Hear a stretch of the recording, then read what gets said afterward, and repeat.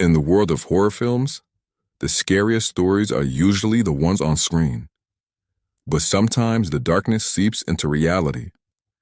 Few Hollywood productions have carried a reputation as chilling as The Poltergeist, a film series shrouded in mystery, tragedy, and whispers of the supernatural.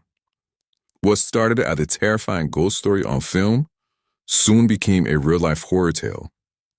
A string of tragic deaths, eerie accidents, and unexplained phenomena followed the cast and crew, leading many to believe that the Poltergeist franchise was cursed. From the sudden passing of young star Heather O'Rourke to the brutal murder of Dominique Dunn, the strange and unsettling misfortunes connected to the films have left a haunting legacy. Was it all just a series of unfortunate coincidences, or did the film's deep dive into the supernatural awaken something that refused to rest? This is the chilling tale of the Poltergeist curse, a horror story that Hollywood would never forget. The deaths of several cast members. One of the most disturbing aspects of the curse is how multiple actors from the franchise met tragic and untimely ends. Heather O'Rourke, the young star of all three Poltergeist films, died suddenly in 1988 at just 12 years old. She had been misdiagnosed with Crohn's disease, but in reality, she had congenital intestinal issues that led to septic shock. Her death came just before the release of Poltergeist 3, leaving fans horrified.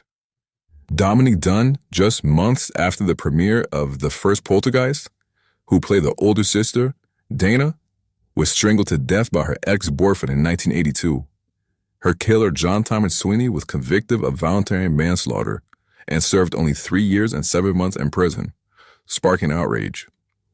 Julian Beck, the actor who played the terrifying cult leader in Poltergeist 2, the other side was already battling cancer when he took the role.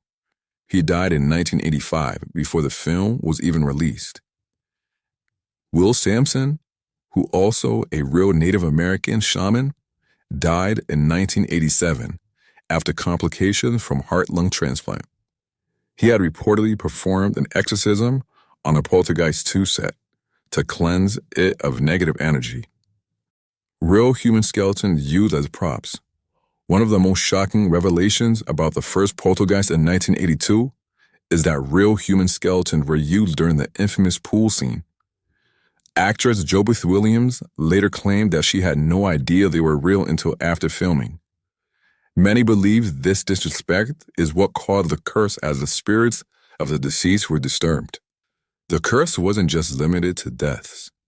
It seemed to manifest in eerie happenings during production. Jobeth Williams' haunted house.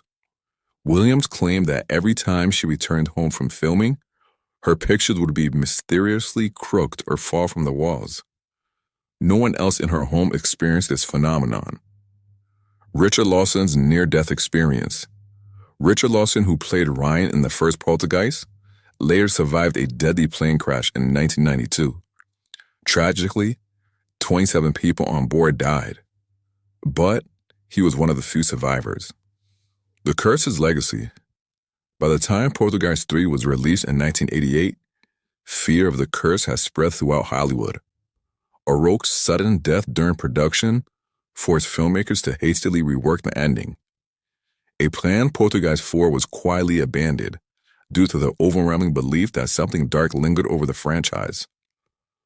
Skeptics argue that many of these tragedies were unfortunate coincidences, but the sheer number of eerie events has made the Poltergeist curse one of the most infamous Hollywood legends. Some believe that dabbling too closely with supernatural themes, especially while using real skeletons, brought bad luck upon the film and its people. So, was it just a string of misfortunes, or did the Poltergeist awaken something that refused to rest? What do you think? Would you dare work on a haunted movie set?